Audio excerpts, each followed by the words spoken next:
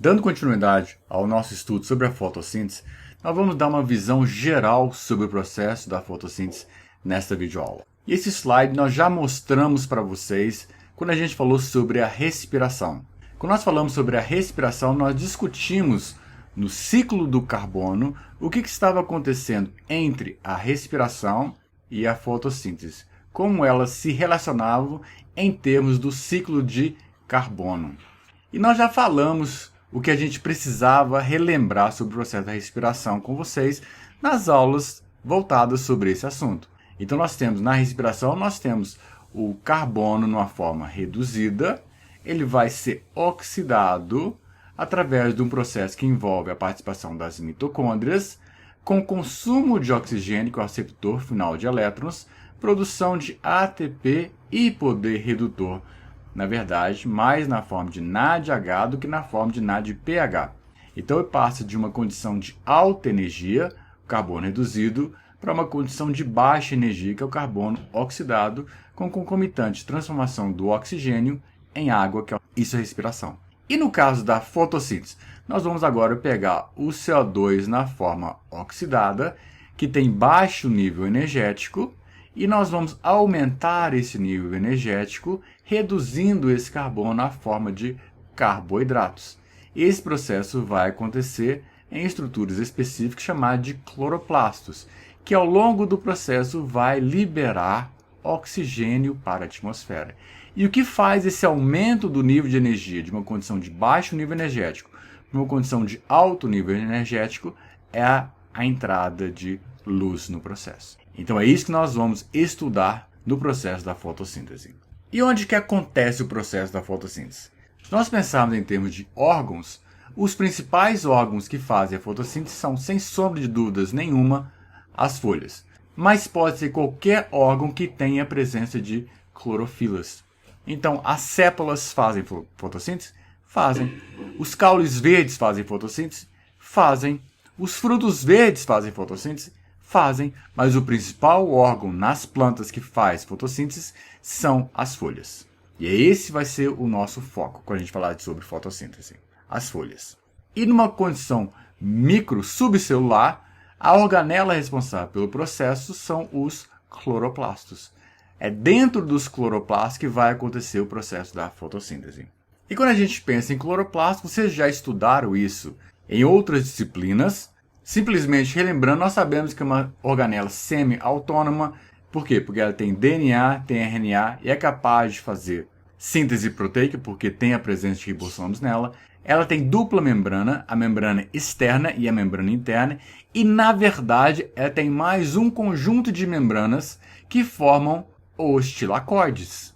Existe todo um estudo evolutivo, da mesma forma que as mitocôndrias existe a possibilidade que tenha sido um processo de endossimbiose, algo semelhante também existe com relação aos cloroplastos, mas nós não vamos entrar nesse nível de detalhamento aqui.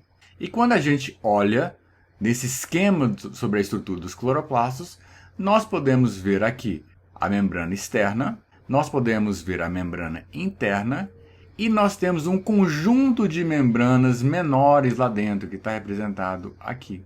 E cada uma dessas estruturas é chamado de tilacoide. E nós temos, então, dentro de cada tilacoide, nós temos o lúmen do tilacoide.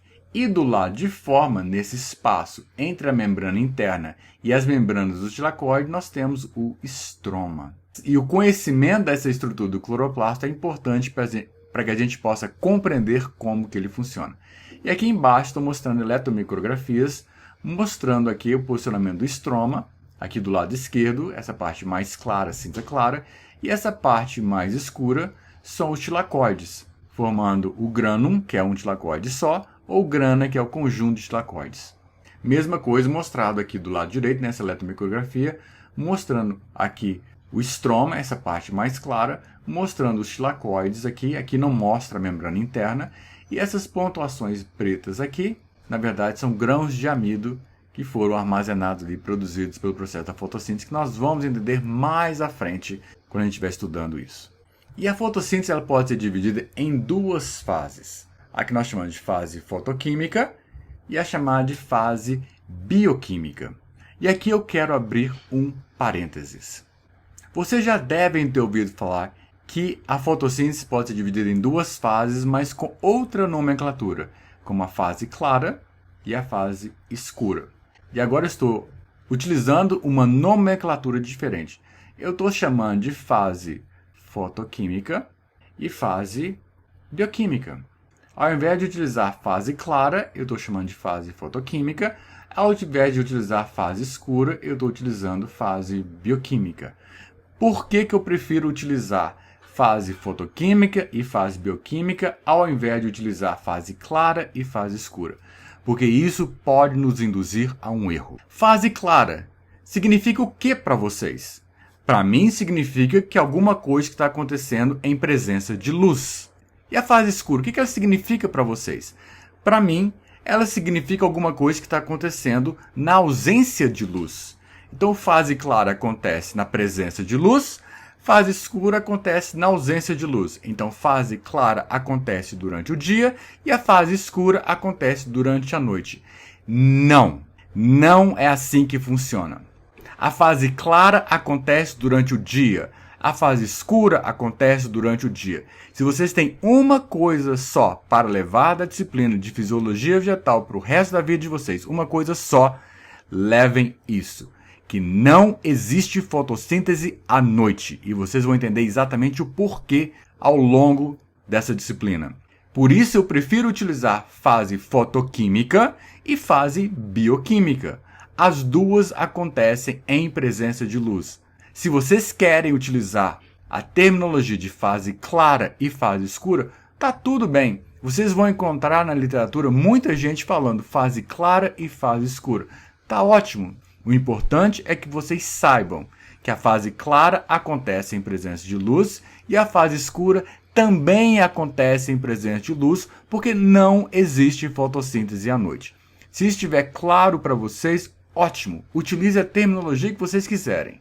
Mas aqui, de agora em diante, nós vamos utilizar a terminologia fase fotoquímica e fase bioquímica. Então, retornando, a fotossíntese pode ser dividida em duas fases, a fase fotoquímica ou a fase bioquímica. Já fizemos esclarecimentos em relação a isso. O que a fase fotoquímica faz? Ela faz a fotooxidação da água, com a produção de ATP e de poder redutor na forma de NADPH. A fase fotoquímica só faz isso. Ela quebra a molécula de água e produz ATP e poder redutor na forma de NADPH.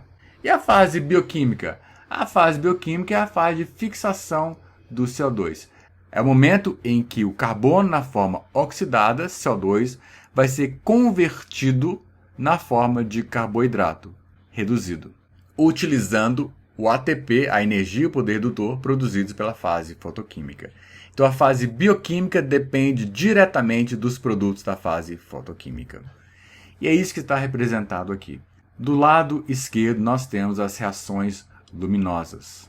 Ou seja, são as reações da fase fotoquímica, em que eu vou ter a água sendo quebrada, liberando oxigênio, produzindo ATP e poder redutor na forma de NADP reduzido.